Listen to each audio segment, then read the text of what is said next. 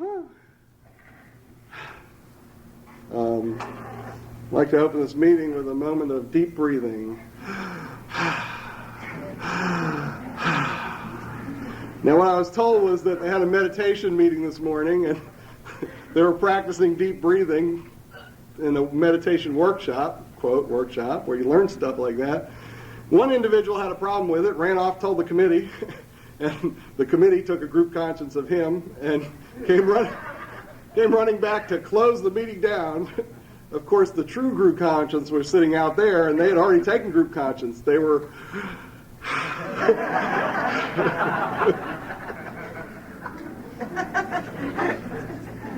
Somebody double dared me to do that. I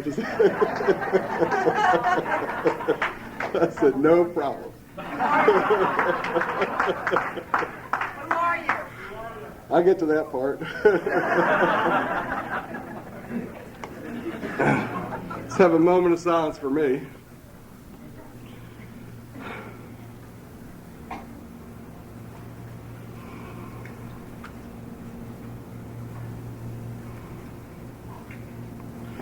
Thanks. My name is Kermit and I'm an addict. I'm clean today through the grace of God and Narcotics Anonymous, and I'm very honored to be here. Very honored.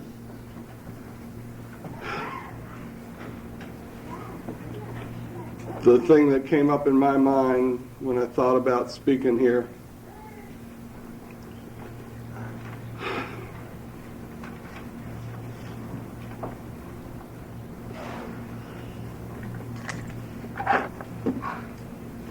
it's just Georgia.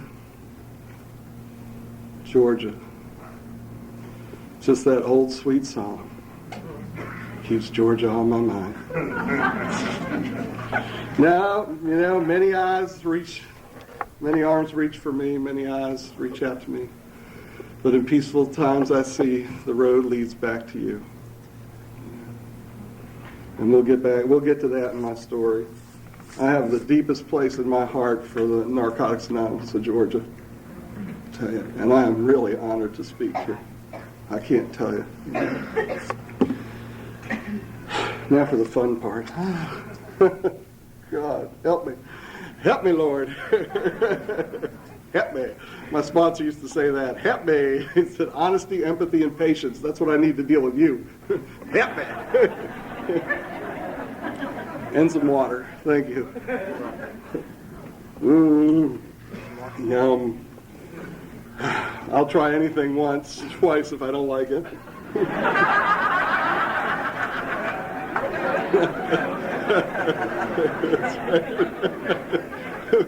Right. One's too many, two's okay, and three's just right. Yeah.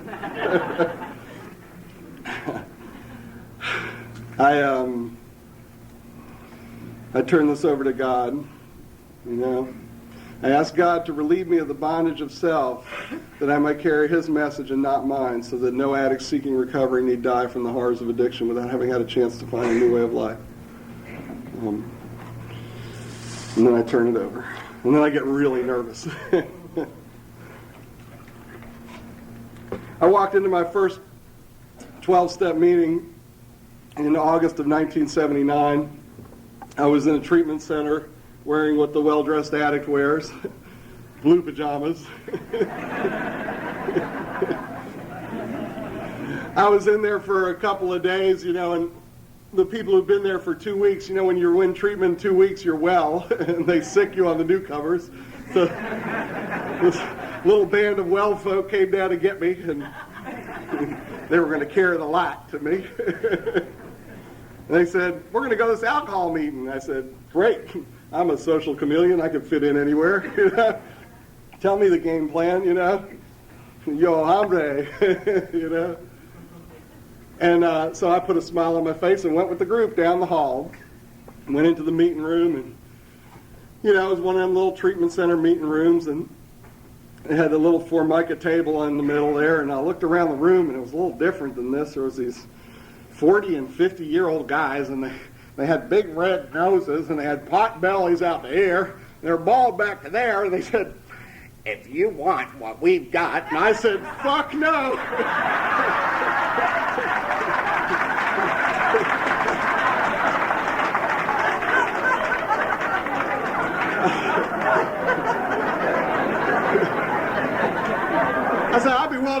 leg not to catch that, whatever it is. I quit drinking for the next 2 years. I went through 2 more treatment centers strung out on heroin, but I was sober, thank you.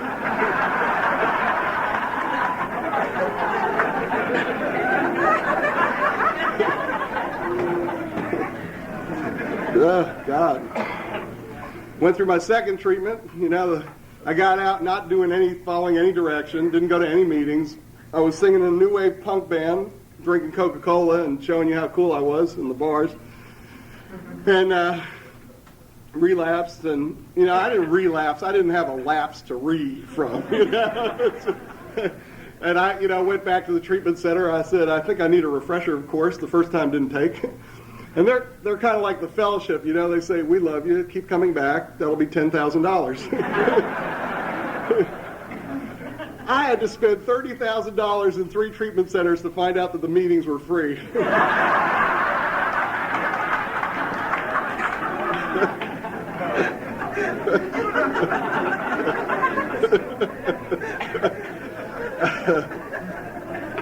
I'm sitting in this treatment center. I was there for about 2 weeks, so I was well. And I met another woman in there. She was in there for drug addiction and other symptoms. I found out what the other symptoms were. It's one thing when you're like 12 years old and your parents come in on you and you're in the bathroom and you're playing with yourself, but when you're 27 years old and you get caught naked with a woman and you got to go to group and apologize.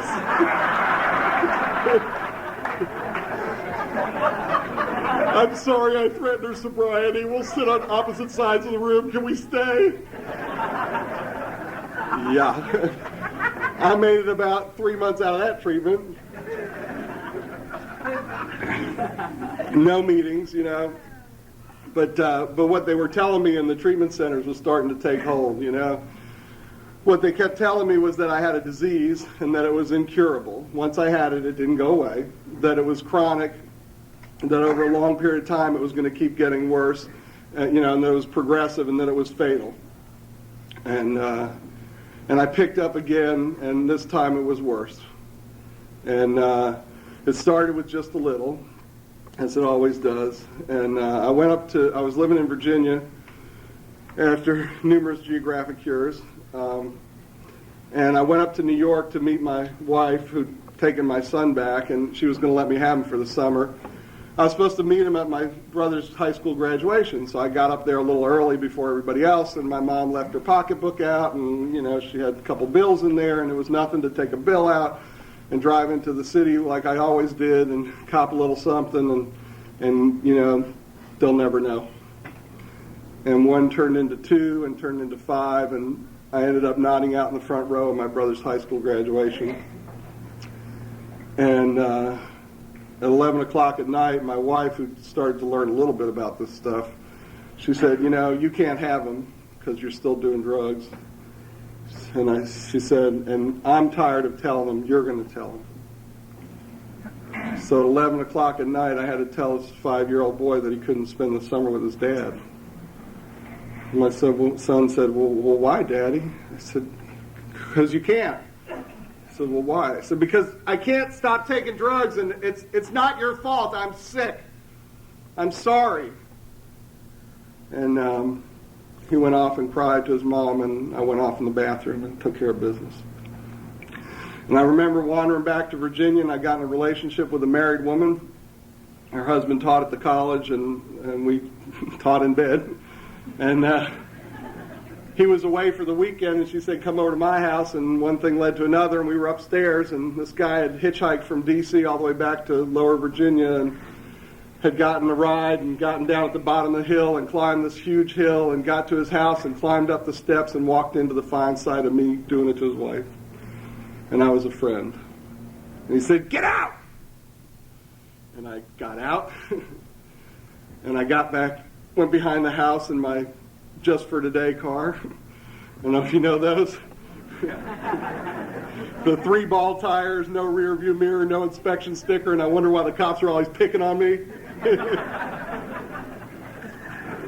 And I sat down in that car, and I felt all those feelings, of self-disgust, self-worthlessness, self-pity, guilt, shame, embarrassment. I called my shrink up and said, I need to go get help. And he said, well, the treatment center won't take you anymore. And I hung up the phone. And I remembered that the local mental health had some program for recovery, and I wandered in there about 2 weeks later. And it's the old adage that when the pupil's ready, the teacher will appear. And God will move you from where you are to where you need to be, and He'll put the people in your life that you need to be around. And I walked into the treatment center. I got this counselor off a list, and they gave me his card, and I met him the next day. And his name was Martin. And he said, Wes? I said, yeah, it's my dealer.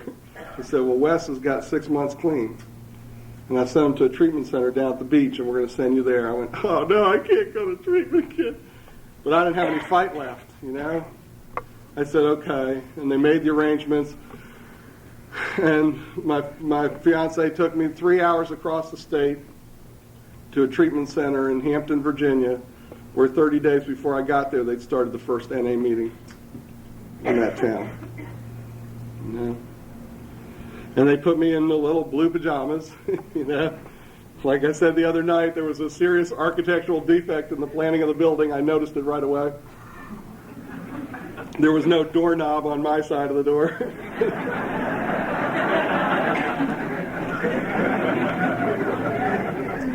And the doc would come in every day and say, are you, how you doing? He wanted to see if you were still shaking. And I'd look at my hand and go, I'm fine, not shaking anymore.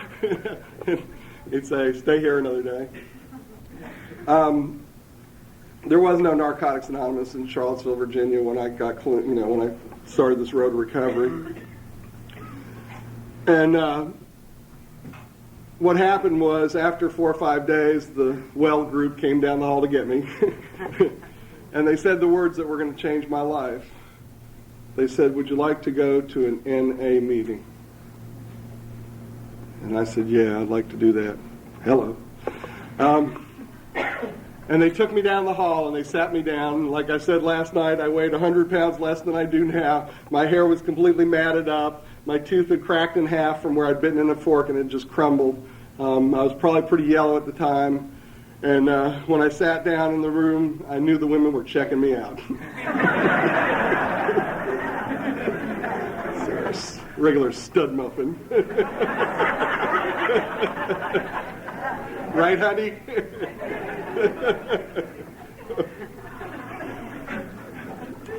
And then they read out a little white book, and they said, we admitted we were powerless over our addiction and our lives had become unmanageable. And I thought, God, they're being kind. Unmanageable, that's a nice word. I like that a little better than what I was thinking. But, I always had a problem with the first step. See, I like the first half of the first step, but I didn't want to bother with that second half. I'd admit everything, right, to anybody. And I knew I was powerless. Lock me up. I can't get day one out here, But I'd get a few days clean, and I'd, start being junior counselor. Sit in those groups. You got to get honest, motherfucker.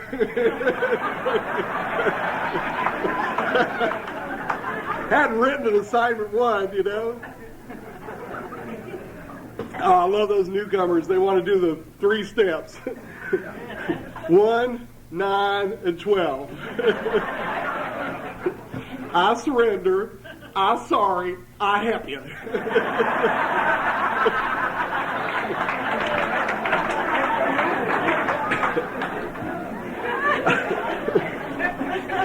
You get those guys at the H&I meeting, you go in there to chair the meeting, and they're the first ones that are in the front seat, right? And they got their hand up through the whole meeting. It's, ooh, ooh, ooh, ooh, pick me. You know what they're going to say, right? You go, okay, you pick on them. The guy comes up to the microphone and says, I worked my first 3 steps with my sponsor. I've been making amends to my family.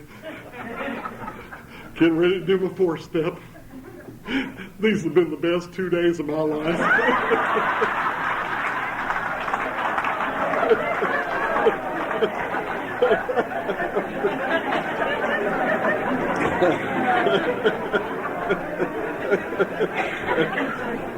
That's me. I identify. I was there, my armor was starting to crack about the third week. I actually did some writing assignments that, did what they called, quote, a fourth step, which was really a first step because it's just every time I got high and got in trouble, and that was 72 pages.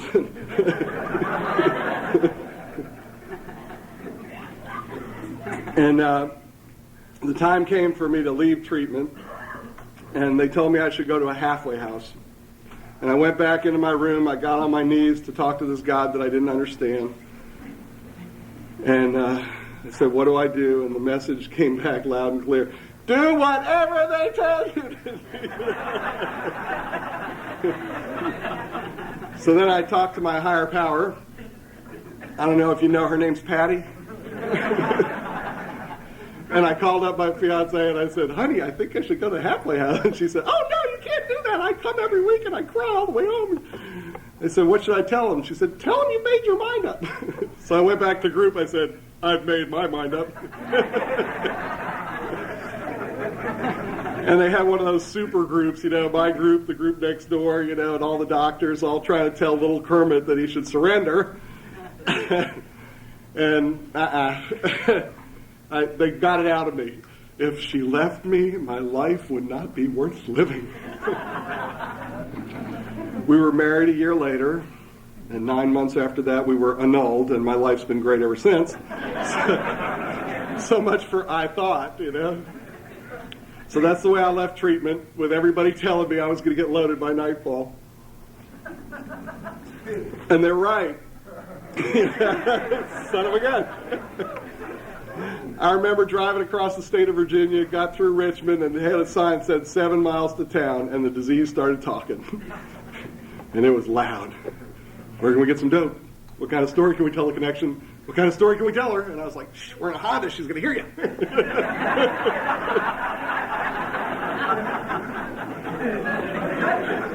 We got back to my best friend's place. I moved out of my brother's place because he was shooting dope. I couldn't stay there, so I moved in with my best friend, who was only dealing cocaine.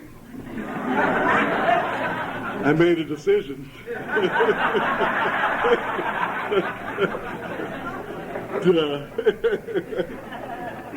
I love that. Guy said, yeah, when I'm in my head, I'm behind enemy lines.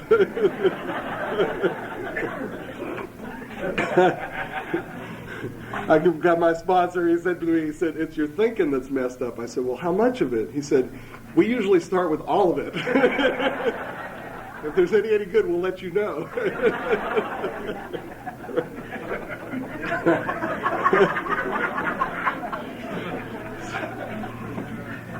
So I laid down, I got in my best friend's apartment, right, this basement apartment. He threw a mattress in an empty room, and that's what I laid down on with Patty, and I'm sitting there lying next to her, shaking, just shaking. And she wasn't moving, I was just shaking, because I was right between the rock and the hard place, right in that spot where I was going to do what I always knew how to do when the fear came up, which was run or try something different. And something cracked, I turned to her, I said, Patty, all I'm thinking about is how can I get away from you and where can I get some money, and I'm really scared and I don't know how to do this stuff. And she said, there's the AA meeting tonight and we can take you to that and we can go over to my folks and get something to eat. I said, okay, and that's what we did. We got to her place and got some eats and went to the meeting and got to that meeting in September 1981, October 1981 in the mountains of Virginia. They were not thrilled to see drug addicts in their AA meeting. Walked in the meeting, sat down. I said, my name's Kermit, I'm a drug addict. And there was about as many people as this center row, and 3 people said hello. I mean, that's what I felt. I mean, it might have been more, but, and I didn't care, And it was a round robin, so it finally got back to me, and I raised my hand, and I said, all I'm thinking about is how to get high, and, where can I get some money, and I'm really scared. And this little redneck sitting next to me had a shit-eating grin on his face. He's just smiling, He's just smiling. He had the answer, right? You won't believe what he says to me. Get this. He says, just don't get high today. I said, wow. Run that by me again. Today? You mean till I go to bed? He said, yeah, till you go to bed. So I wonder why I didn't think of that. And that's what I did. I went to bed that night clean. And I woke up the next morning free. And I'm not saying I haven't had a burning desire to use since that day, because I've had some barn burners. But I knew without a shadow of a doubt that I never had to use again the rest of my life, one day at a time, in the 12-step meetings. September 6th, I celebrated 16 years clean in Narcotics Anonymous.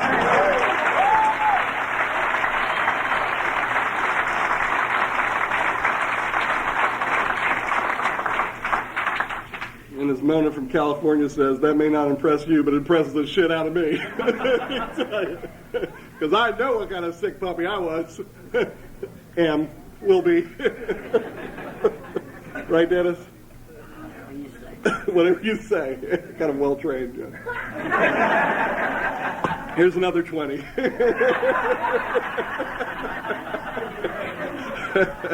Dennis been wheeling and dealing with my honey 1s and 20s all weekend. Whatever you say. Now that's surrender, folks. Surrender, acceptance. So I made a second decision that next morning, and it was the second half of the first step. And that decision was that I was not going to do it my way anymore. My way does not work. And that I was going to follow the direction of the people in the meetings and do whatever they told me to do. I went to every meeting we had. We had 8 meetings a week, and I went to all of them. Went to the drug counselor, group, whatever, and after about 4 months, he grabbed me and Wes and he gave us a starter kit and said, "Why don't you go start one of those NA meetings?" I thought, I don't know why I didn't think of that. I love the meetings at the beach, but left to my own devices, I'm not a leader, folks. I'm not even a good follower. I'll get lost. And this guy gave me this pamphlet, the starter kit. And so we wrote letters, We wrote letters, of course, to all the churches where the AA meetings were. We're no dummies, We figured, let's get our foot in the door somewhere, At least they know about 12-step program, Wrote 40 letters, right? Sent them out.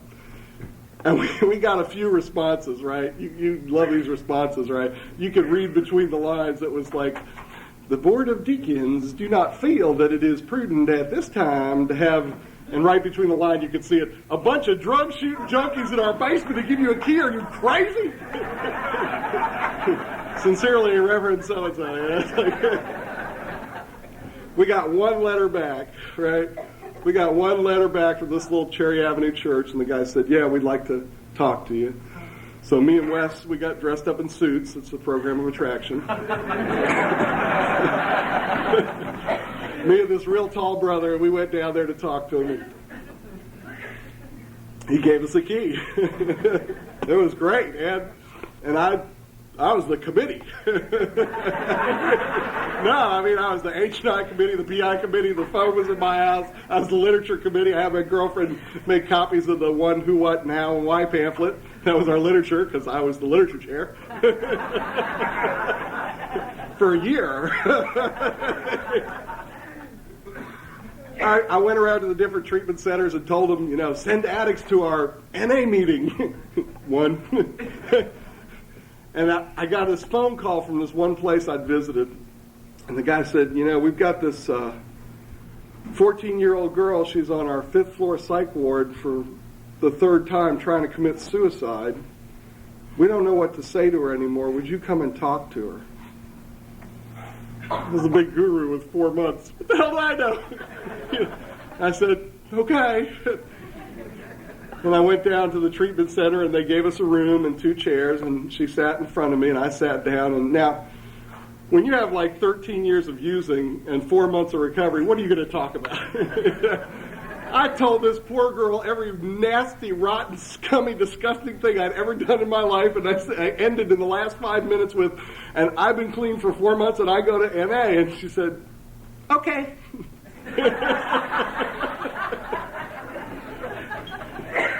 She nodded in all the appropriate places. She was listening to me going, yep, yep, yep. they let her out of the hospital, and God bless her mom, let her come to the meetings and trusted us. And she came to the meetings, and her name was Jennifer, and she was just having a tough time with one day at a time. And she'd do a couple of days and then eat some speed and then get a couple more days. And, finally, we were after the NA meeting, and I said, well, Jennifer, why don't you just not use from tonight's meeting till tomorrow night's meeting? And she said, well, I didn't think of that. And she surrendered. And in January, she celebrated 16 years clean in Narcotics Anonymous.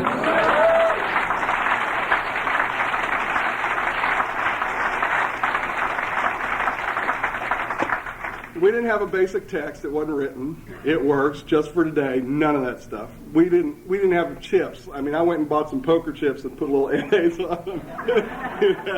Because I was the literature committee, yes. There was only four to six of us at a time, but what we had was the therapeutic value of one addict helping another. It was without parallel. I got this call from this guy, Larry. He was called me from Winchester, Virginia, 2 hours away. He said, you're in the Blue Ridge area. I said, great, what the fuck's that? He explained about area service, that all the groups in a certain area get together and form an area business meeting. I said, cool. He said, your group's going to need to elect a GSR. So I elected myself GSR. I said, I could do that. He said, okay. And I found out that the Blue Ridge area was the western half of the state of Virginia. That was our area. If you wanted to go to area service, it was a 2.5-hour drive. If you wanted to go to another meeting, it was an hour to 2 hours away. And Larry taught me everything I know about service, and I still know nothing. But what I began to learn with Larry was that he would take me places, and wherever he took me, I'd have a good time. I'd meet other people like you guys, and I would learn and I would grow. So I learned to say, when Larry would say, let's go somewhere, I'd say, okay. So I moved down to the beach to work in treatment. Yes, sir.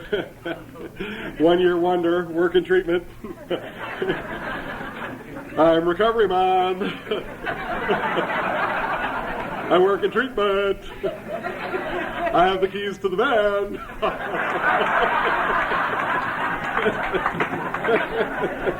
Oh, come on. It's so easy to look good when you're standing next to somebody who's puking on his shoes.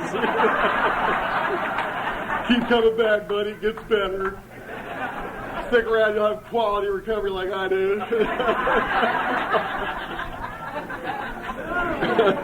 My sponsor dragged me out after 3 years of it. He said, when you have he said, what the problem is he said, you're a caretaker and not a caregiver. He said, and you're getting your ego need fixed by taking from those people, and you don't have the emotional maturity to call them on their stuff because they might get mad at you, and then you won't get your little ego need. He said, when you have 9 or 10 years clean and you've worked on all your issues, then you can go back in there. He said, but right now, he said it's the womb. I said, what do you mean? He said, well, we get clean in the womb at treatment. And then we hang around treatment meetings. And then we get a job in treatment. It's the womb.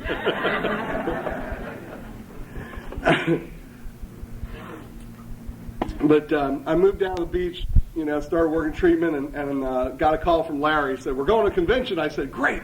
I said, where? He said, Georgia. I was like, wow. Georgia, we're coming back to Georgia, you'll see. And I said, all right. And Larry pulled up in Richmond at midnight. He had this old green van. It was horrible. And you could turn the wheel from here to here, and it would still go straight down the road. At 4 o'clock in the morning, in the middle of a rainstorm, driving through South Carolina with a gasoline truck on my right, a redneck cop behind me, and I'm just this little Jewish kid from New York. I'm going, God, please get me to Georgia, please. 2 years clean, scared to death, right? So we came to the second Georgia convention, Grickna-2. And we heard some wild stuff, man. It was a Friday night podium meeting, and this guy got up from Michigan, and he said, I didn't hear much last year, but I heard work the steps or die, motherfucker. And I thought, God, these must be real drug addicts.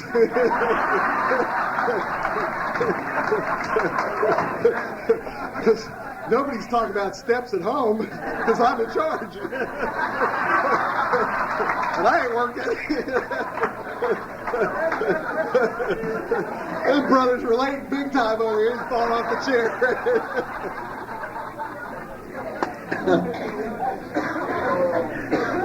Yeah.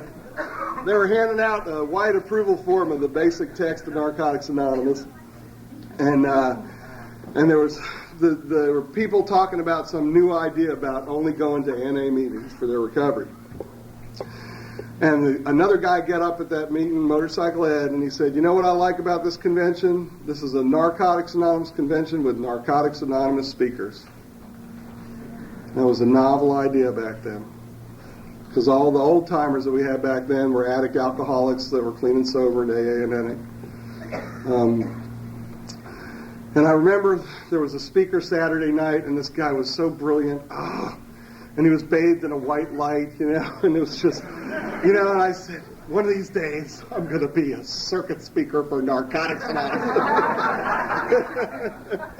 And I'm going to speak here in Georgia. I'm almost there. It's been 15 years. I'm getting close. I feel like I'm in Georgia now, let me tell you. I spoke at the World Convention in St. Louis, and I told them that the brains of NA might be in California, but the heart of NA is in Georgia.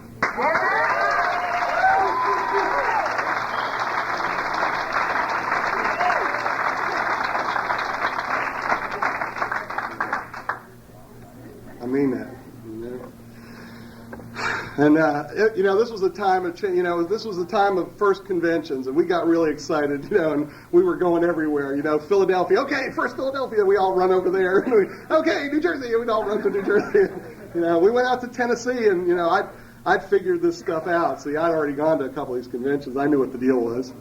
See, what the deal is, if you want to be cool, is you go to every meeting and you raise your hand and get up at the microphone. Doesn't matter if you have nothing to say. You just get up there and you're cool, right? I was arguing with the World H&I chair, and we didn't even have an H&I meeting.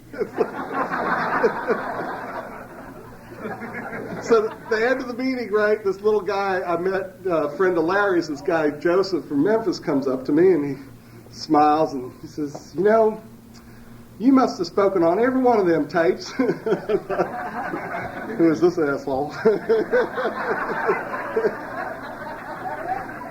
He said, I heard you identifying yourself as clean and sober. I said, I'm physically clean from drugs and I'm emotionally, spiritually sober. He said, I looked up in the dictionary the definition of the term sober, and it means somber, serious, moderate, and not drunk. He said, and I can't limit my recovery that way. He said, now, I looked up the dictionary definition of the word clean, and it means free from dirt and disease. He said, when I came here, I was a dirty and diseased guy. He said, and I go to NA meetings not only to get physically clean from drugs, but spiritually clean, emotionally clean in the way I deal with the world. He says, where do you go to meetings? I said, well, I go to the few NA meetings I can get to, but I work in treatment. And so, I go to the noon AA meeting. He said, well, all my life I never made a commitment anywhere. I never stuck it out. If I didn't like this group of friends, I'd go across town to this group. If I didn't like this girl, I had another one over here. If I didn't like this school, I'd get my parents to move me to another one. He said, I never made a commitment anywhere. He said, you need to decide where you want to recover. I don't care which one. He said, if they need a speaker for the Tuesday A meeting, would you be missed? I said, well, hell no, there's 100 people there. He said, well, if they needed somebody to chair NA on Friday, would you be missed there? I said, well, yeah, there's only 8 of us. He said, well, you need to make a commitment and make a decision. And then when the service arguments get tough and it gets emotionally painful, he said, you can't take your ball and go home. You have to stick it out and grow up. So you know what I said to him? Yes. I said, thanks for sharing, buddy. Walked away mumbling under my breath. Went back home to Virginia. Tuesday, guess where I was? Sitting in that noon AA meeting, right? sitting there, tell me I can't be here. I just picked up my 2-year gold coin. Who the hell does he think he is? And they picked on me. The topic was humility or something. Not, I was, yeah, right, appropriate topic for me, huh? Let's have a hand for my humility. So, I never violated their traditions. Their primary purpose was alcohol, so I didn't talk about my drug usage there. I just talked on the topic. But I did say my name's Kermit, I'm a drug addict. I was still adding adjectives to my name. And at the end of the meeting, this old drunk comes up to me and says, "We don't talk about drugs in here." And I said, "Okay, you get sober, I'll stay clean, maybe we'll both make it." And he stomped out the door. Guess where I was the next day? My noon AA meeting at the Easy Does It Club in Norfolk, Virginia. Sitting there going, tell me I can't stay here, god damn it. I'm sitting in the meeting, and halfway through the meeting I hear this little voice, and it says, "What are you doing here?" And I thought, resentment? And the little voice said, "Is that any reason to attend the 12-step fellowship?" And I said, "Well, no." And I got up out of that noon AA meeting, 1983, and I made a commitment to only go to Narcotics Anonymous for my recovery. And the next time I saw that jerk from Memphis, Tennessee, I asked him to be my sponsor.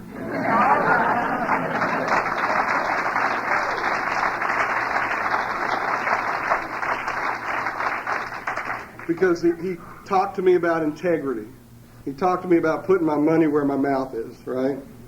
And so I went on my road to being a purist radical.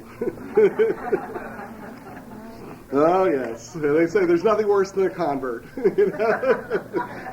3 weeks ago I was clean and sober, and now I'm like, if you said sober at a meeting, I'd tell you not to use the S word in my meeting. I'll be quick to tell you it means short of being entirely recovered. Hit you with a basic text, go boom, keep coming back, gets better. And we rile everybody up, if you don't stand for something, you'll fall for anything. Yes, I fell for that one. No, NA needed it at the time, We really needed it. Our fellowship did not have an identity. We were that other meeting that you went to enhance your AA recovery, And that's why NA hadn't grown for years and years and years. Because if nobody bets their life on something, it ain't going to make it. Because if it falls, we've got 42 meetings of AA right across the street. And that's what my sponsor talked to me. He said, you have to bet your life on Narcotics Anonymous. My friend Greg P., 27 years clean, he says, takes a certain brand of insanity to bet your life on something that doesn't exist. Because NA as we know it, it wasn't there.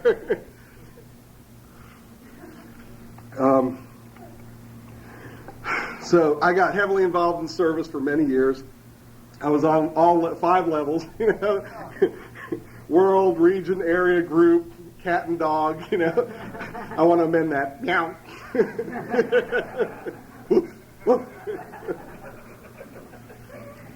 Oh, God. I love that Bob Dylan song. I was so much older then, I'm younger than that now.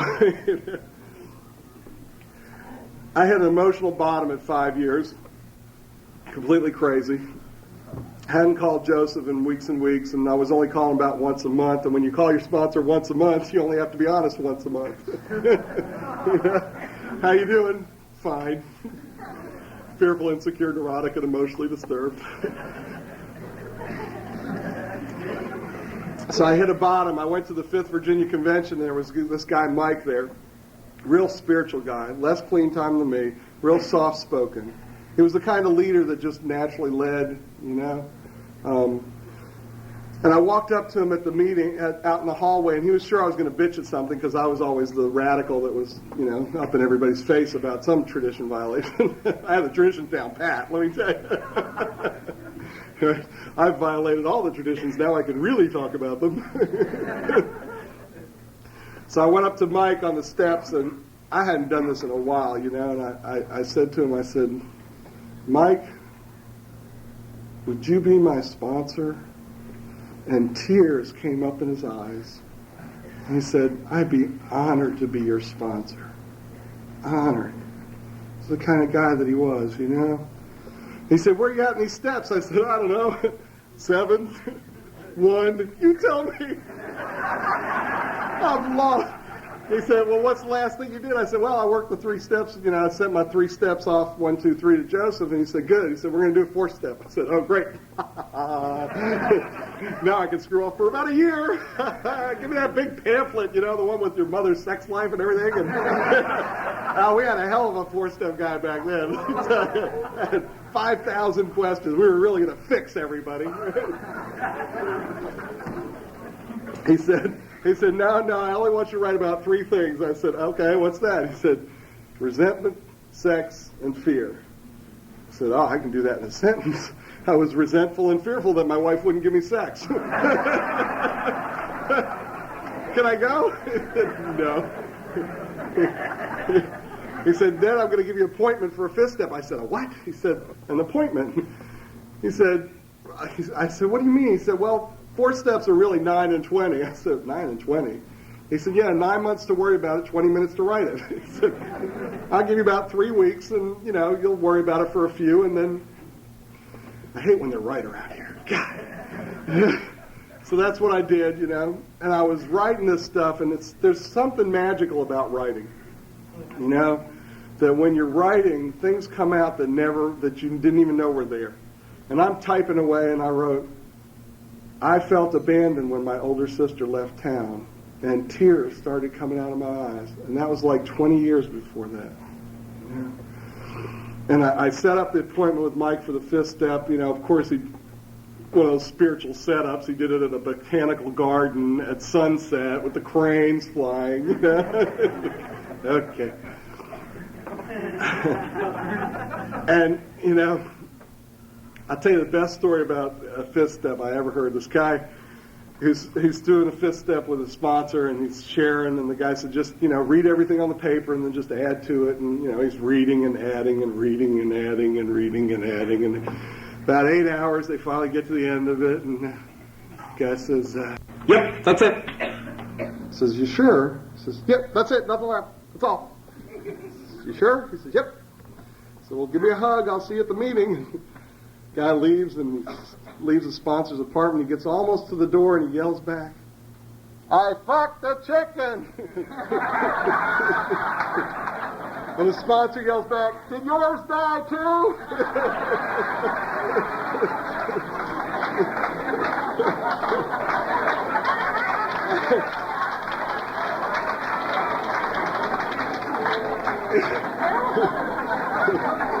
There are only so many things that the human mind and body can perform, and honey, we've done them all. So if you think your stuff is so sick that somebody's going to reject you, forget it. Because if I haven't done it, I've heard 15 people tell me they did it already, right? So, you know, I told him about my chickens, and then he told me about his, and I went, oh, you're sick. He said, yeah, and so are you, Bubba, and that's why we're working these steps.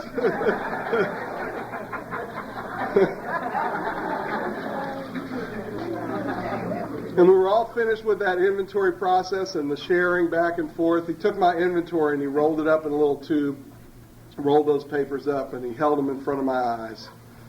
And he said, not forever, and not for always, but at this moment in time, are you entirely ready to have these defects of character removed? Not forever, but just right now.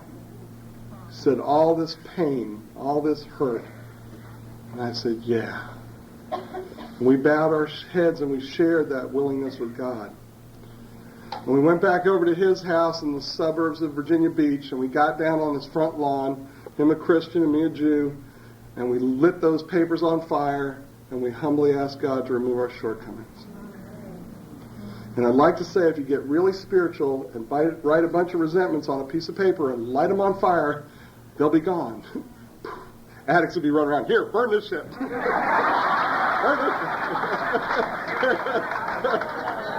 shit. No, 7th step talks about they'll be removed through action and prayer. And what happened to me in that step was that my defects became real to me. they weren't in the dark anymore. And when I tried to act out on them, it was like a 2x4. It hit me in the, boom, right in the forehead. I think I'll lust after that woman. Why? You went home alone the last 15 times. Boom. I think I'll spend on that credit card. You're paying off 7 other ones. Boom. It didn't work. I got so much pain, it finally boiled over at a regional where they were going to elect me RSR alternate, and they elected somebody else, and he didn't have the clean time requirement. Didn't they know who I was? Yeah, that's why they didn't elect you. God knew who I was. God knew who I was. God didn't want me running around service at the moment. He wanted me to stay home. And I got in the car. I was so mad. I drove 2 hours almost to the state line of Carolina. I turned around, got back, and grabbed my sponsor. I said, Michael. And he said, well, let's go out for coffee. Sat down at coffee, and he said, we're going to do something different on this deal. I said, oh, God, here it comes. He said, I want you to go home and write down everything you're doing or not doing that's keeping you from God's will for you. I said, oh, they never give you the right answer here. And I said, okay, and I went home and I wrote down this list, and it was short, When you really get down to it, it's only a handful of crap, And I wrote down, I got to quit procrastinating. Why put off till tomorrow what you can put off till the day after, I always say. That was my biggest defect, honey. I got to get up every morning with my kid, because I would get up and then I'd fall asleep on the couch and send him off to school. I got to quit playing with myself. I did that every day, whether I needed it or not. There's like 3 other things on the list, and I looked at this list, and I was going to bed, and I went, nah, and I put it down. And I woke up the next morning, and I said, that's it. I surrender. I'm tired of running my game, playing it my way, for the glorious luxury of being right. Yes, willing to go to any length just to be right. Old Kermit killed himself. Yeah, but he was right.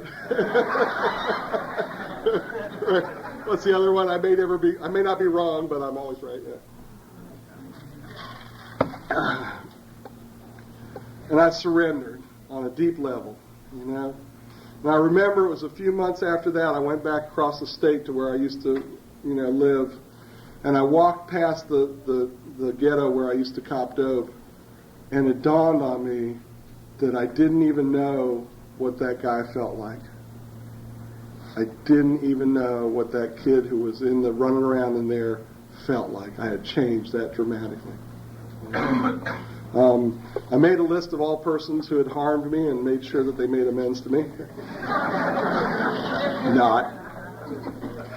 I made a list that I made amends to everybody. And, my 10th step is this is for me. These are not necessarily the views of Narcotics Anonymous. They won't work for me. If you like it, great. If you don't, tough shit. God, that feels good. It used to be you had to like it. Did you like it? You really like it? One person would get up and I'd be lost. What did I say?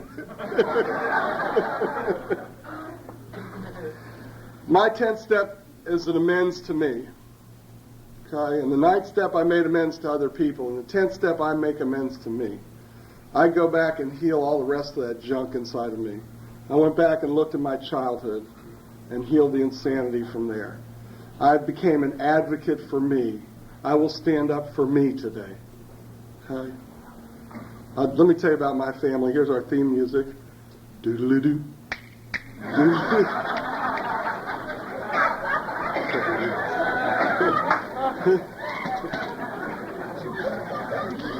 Right, she's laughing. It's a Jewish family. Yeah, right.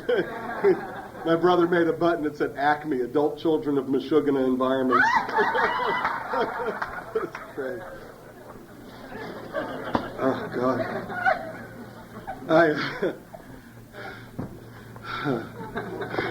I'll from your mouth to God's ear, right? 11th step. Sought through prayer and meditation to improve our conscious contact with God. You know, it talks about praying only for knowledge of God's will for us. Only for knowledge of God's will. That tells me that I'm about God's business. And what's God's business? God's business is being of service to other people. That's why 11 falls right into 12. You know? The 12th step is having had a spiritual awakening. You know? And the spiritual awakening, I talked about it last night. You know? I talked about coming to a place in my recovery where I was the person I wanted to be, doing the job I wanted to do, living with the person I wanted to be living with. Because all my life I wanted to be somebody else, doing something else, living with somebody else, and being somewhere else. And I don't want that today. I want to be Kermit. I am very proud and honored to be me. And that's a miracle. That's a gift Narcotics Anonymous gave me. Yeah. I was clean 1 year. I went to the first Virginia convention of NA, and I met some guys from Connecticut. This guy, Danny Sullivan, who's passed away since now. And I said, you know, Danny, I got a couple of real good sick ones up in New Haven for you. My sister and her husband. And these are some dope shooting fools. He said, would you give them a call? And this guy took 5 minutes out of his time. Don't ever estimate what service can do and what just a few minutes can do, because it might save a life.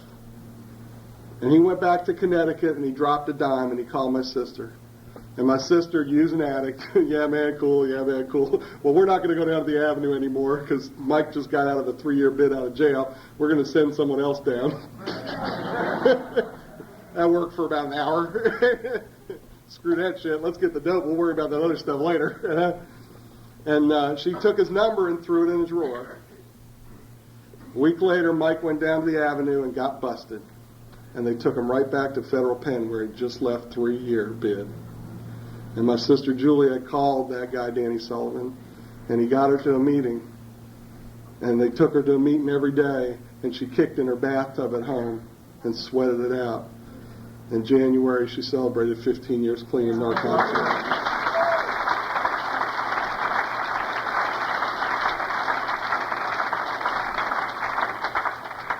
I've got a brother who's coming up on 9 years clean in Narcotics Anonymous. My father's girlfriend's got 12 years clean, and I was the black sheep of the family.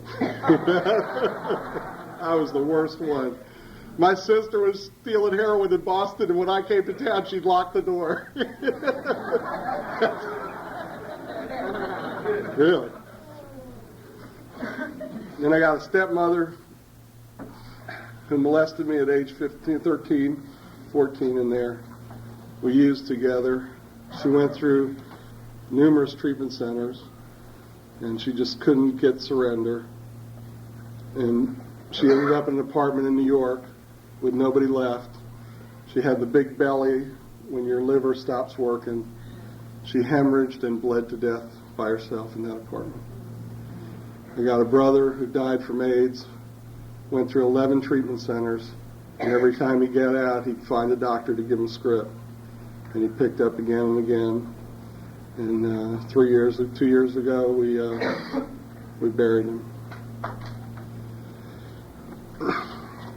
I heard a song at that second Georgia convention, and it sums up everything that I believe about Narcotics Anonymous.